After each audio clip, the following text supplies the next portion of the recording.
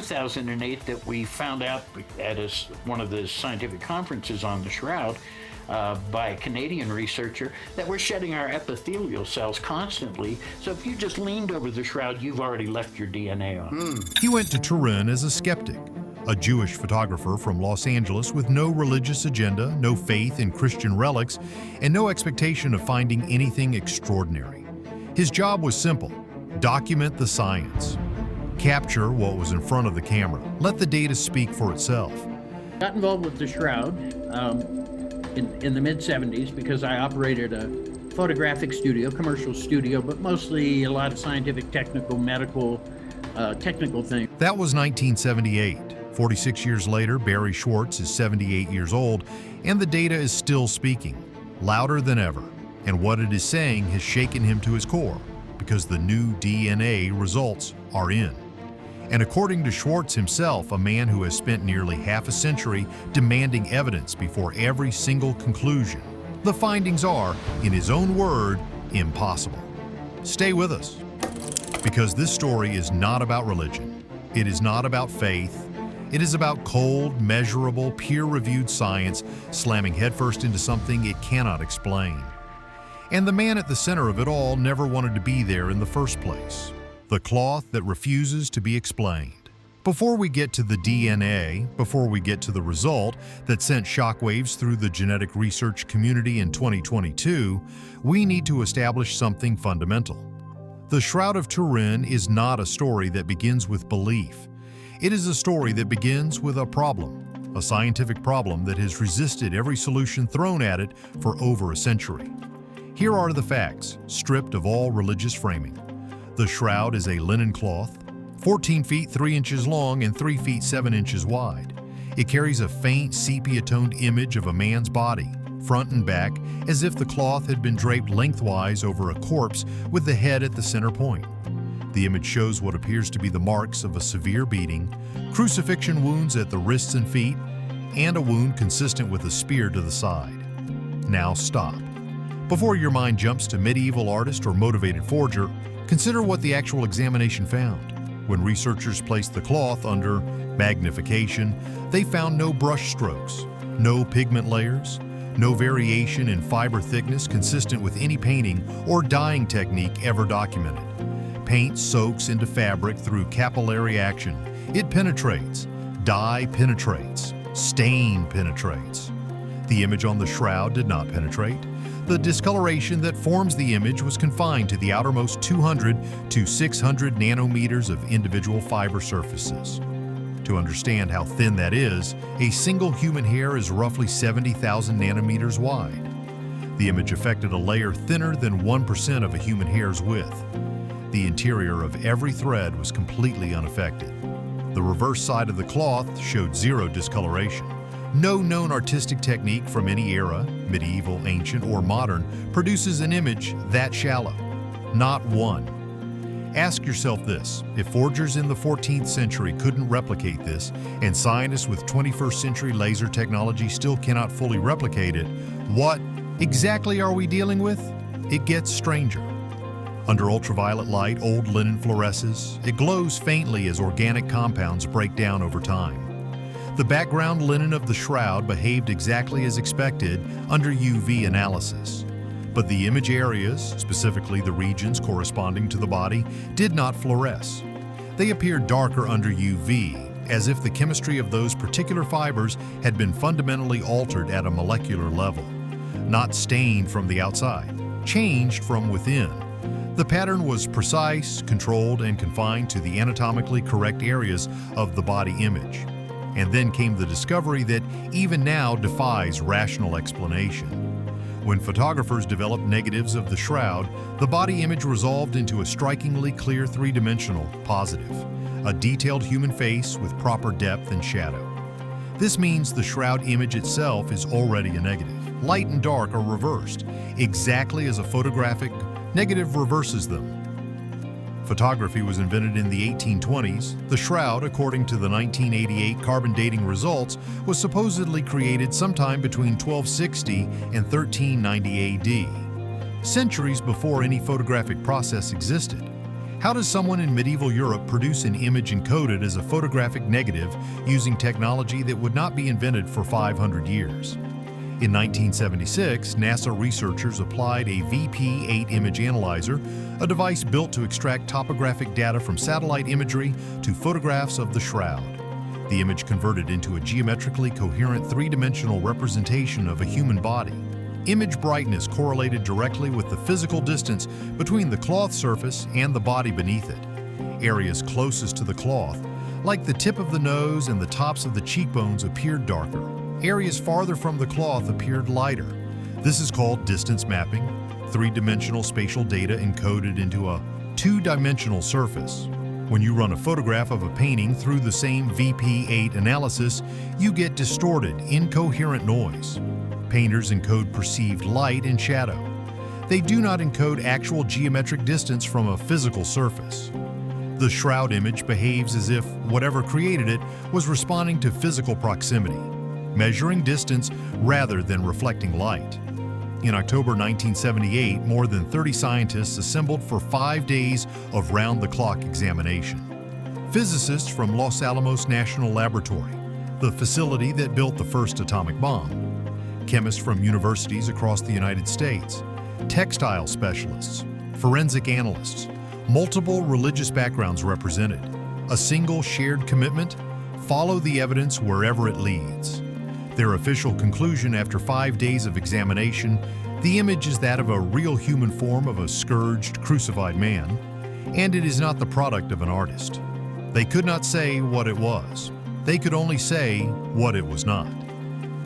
Barrie Schwortz was the official documenting photographer for that investigation. He photographed every instrument, every test setup, every sample location, every result as it emerged in real time. He was 32 years old, he was a skeptic, and what he captured in those 5 days did not stay in Turin. It followed him for the rest of his working life. The test that was supposed to end the debate. In 1988, the Vatican authorized radiocarbon dating of the Shroud. It was supposed to settle everything.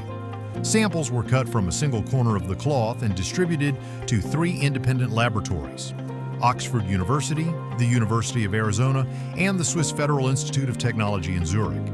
The labs worked independently. Their results were compared only after each had submitted findings.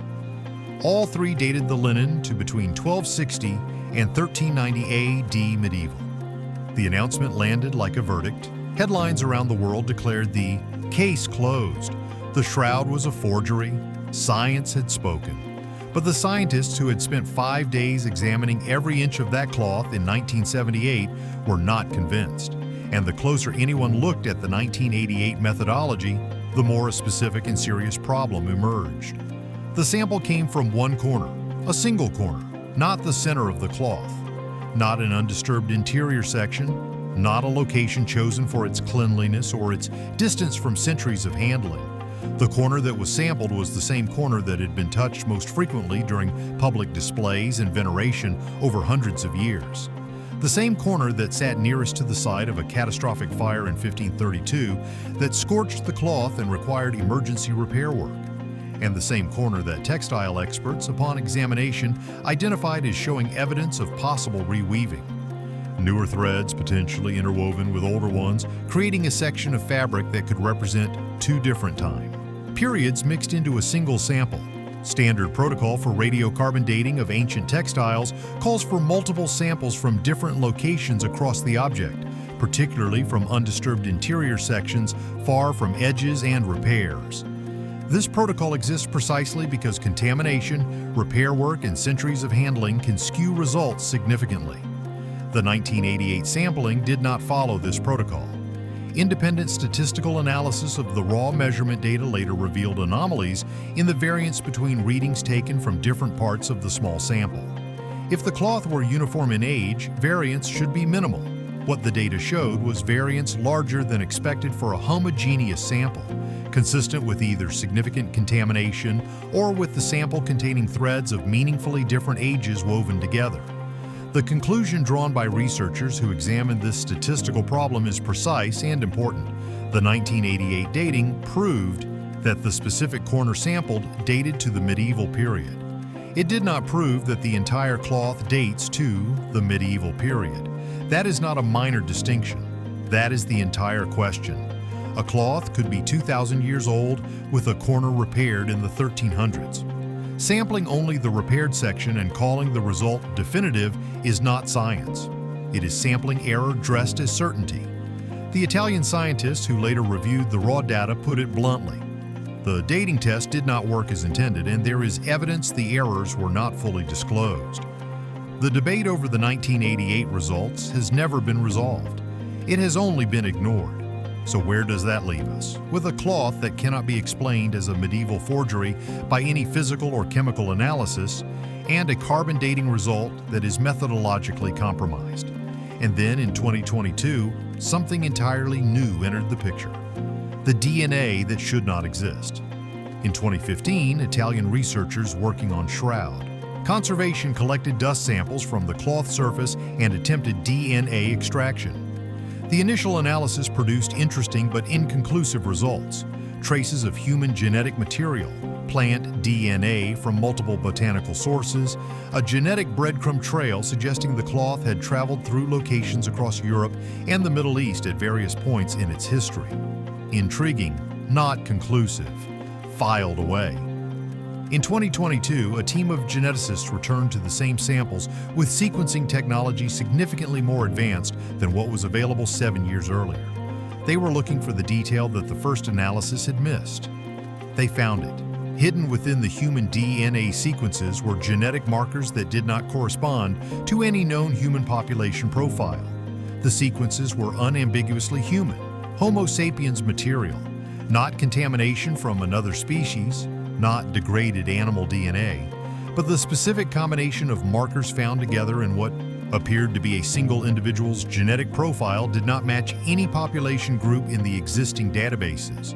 Not European populations, not Middle Eastern populations, not ancient populations reconstructed from archaeological samples, not any combination consistent with known patterns of human migration and interbreeding across the entire documented history of our species. Let that settle for a moment. The Human Genome Project has given researchers a detailed global map of genetic variation across all major human populations. Every population carries specific markers, variants that accumulated as groups separated geographically and evolved in relative isolation. When populations mix, the resulting genetics follow predictable patterns based on documented migration routes, historical overlap, and interbreeding timelines. Geneticists can look at a DNA profile and trace it back through population history with considerable precision. The Shroud DNA did not trace back to anywhere recognizable. One researcher involved in the analysis described the finding in stark terms. The genetic markers suggested ancestry from populations that never had geographic overlap. You expect either European markers or Middle Eastern markers, or combinations consistent with documented migration and interbreeding.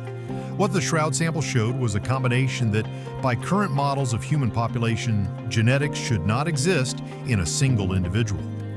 The deeper analysis made it stranger still. Some of the genetic variants identified were archaic markers, known from ancient human populations, but largely absent from the gene pool for thousands of years before the 1st century AD. Not Neanderthal sequences, not Denisovan material. It was as if the DNA profile belonged to someone whose ancestry included populations that had no documented contact with each other, carrying genetic variants that the passage of time should have erased from the human gene pool entirely. 3 explanations were considered seriously by the research team. First, contamination from multiple individuals handling the cloth over centuries could theoretically create a mixed genetic signal that appears anomalous. But contamination should produce randomness, a chaotic mixture of unrelated profiles. What the analysis showed was a consistent structured profile, not random noise. Second, an ancient isolated population with unusual genetic drift could potentially account for rare marker combinations outside standard population models. But even isolated ancient populations fall within the boundaries of known human genetic variation. This profile did not. Third, sample degradation producing systematic read errors, but degradation errors should also produce randomness. Systematic errors that consistently generate the same structured anomalous profile across multiple independent replications are not a feature of degradation. They are a feature of a real signal. Every conventional explanation carried serious weaknesses. What remained when the alternatives were examined honestly was an uncomfortable possibility. The DNA profile is genuine, and it represents someone whose genetic ancestry does not fit current scientific models of human population history. The anomalous markers appeared consistently across multiple samples, drawn specifically from the image areas and the blood-stain regions, not from the general cloth surface where handling contamination would be expected to concentrate. This is not random, this is not noise, this is a pattern. The skeptic who can no longer look away, when this finding reached Barrie Schwortz in early 2023, his response was immediate skepticism. He had built his entire reputation on demanding evidence before conclusions. Ancient DNA analysis is genuinely unreliable. Degradation produces false reads. Centuries of human handling create layers of contamination. Anomalous results from ancient samples are common and almost always traced back to analytical error rather than genuine biological signals. He was not about to abandon that discipline for a single DNA report. He examined the methodology directly. He spoke with the geneticists involved. They had run multiple independent controls. They had sequenced material from different areas of the cloth to separate original biological material from surface contamination introduced by handling. They had cross-referenced the anomalous sequences against comprehensive genetic databases spanning thousands of population samples. They had replicated the core analysis multiple times with consistent results. Schwortz listened, he reviewed, he pushed back. And then in early 2024, after 46 years of disciplined evidence-first research, he broke his silence. Not quietly, not reluctantly. He said after nearly half a century of examining this cloth, documenting every test and analyzing every piece of data as it became available, he could no longer maintain that the shroud is easily explained as a medieval forgery. The image properties do not match any known artistic technique from any era. The 1988 carbon dating carries unresolved methodological problems that have never been satisfactorily answered. And the new DNA analysis, the genetic sequences that do not fit any known human population, adds a layer of biological strangeness to an already scientifically unclassifiable object. He was not claiming it was the burial cloth of Jesus Christ. He was not making religious claims of any kind. He was stating on the record that the physical, chemical, and genetic evidence does not fit conventional explanations, and that dismissing it as an obvious medieval forgery is no longer scientifically defensible. The reaction was immediate and split. Christian communities celebrated. Religious media declared that science had finally confirmed what faith already knew. Schwortz pushed back against this interpretation as firmly as he pushed back against easy dismissal. The findings do not prove religious claims, he said repeatedly. Anomalous is not the same as miraculous. The data raises questions. It does not answer the fundamental one. The broader scientific community responded with appropriate caution. Several geneticists who reviewed the DNA findings acknowledged the results were unusual, but argued the sample size was too limited and the contamination risks too significant to support firm conclusions. They called for independent replication, larger sample sets, and more rigorous controls. These are reasonable requests, and ones Schwortz formally endorsed. But here is the point that nobody, not the skeptics, not the religious media, not the geneticists, could successfully dismiss. No one can explain away the complete profile of characteristics when taken together. The image formation mechanism remains unknown after decades of investigation by some of the world's best scientists. The three-dimensional spatial encoding has no parallel in any known artistic medium from any culture or any era. The 1988 carbon dating is methodologically compromised in ways that have never been resolved. And now the DNA adds biological strangeness on top of physical and chemical strangeness that was already without explanation. One historian noted that the shroud has been subjected to more intensive scientific investigation than almost any archaeological artifact in human history. After all of that study, after all of those tests, all of those instruments, all of those years, researchers still cannot definitively say what it is. when it was made, or how the image was formed. That, the historian observed, is remarkable by itself. What comes next, and why it matters? Barrie Schwortz has outlined precisely what he believes the research requires going forward. New radiocarbon dating drawn from multiple locations across the cloth's undisturbed interior using several independent dating methods to cross-validate results. Not a single corner, not a compromised sample, but rigorous protocol-compliant testing that the 1988 examination failed to provide. Fresh DNA extraction from blood-stained areas, specifically with contamination controls rigorous enough to settle the interpretation questions, the kind of analysis that would either confirm or definitively rule out the anomalous genetic findings from 2022. Systematic attempts to replicate the image formation characteristics using every proposed mechanism, laser, radiation, chemical, thermal, to determine which, if any, can produce matching results across all documented properties simultaneously. To date, no proposed mechanism has succeeded. Comprehensive chemical analysis using techniques that simply did not exist in 1978, when the most advanced testing of that era was applied to the cloth and still returned results that defied explanation. The obstacles are real. The custodians in Turin control access. Funding for research on religiously contested artifacts is structurally difficult to secure. The institutional barriers have delayed answers that could have been pursued decades ago. But consider what we are actually dealing with here. An artifact that has withstood a century of intensive scientific scrutiny without yielding a satisfying conventional explanation. A carbon dating result that is statistically compromised and methodologically flawed in ways that experts on all sides acknowledge. A DNA profile that does not match any known human population, found not scattered randomly across the cloth, but concentrated specifically in the areas corresponding to the image and the bloodstains.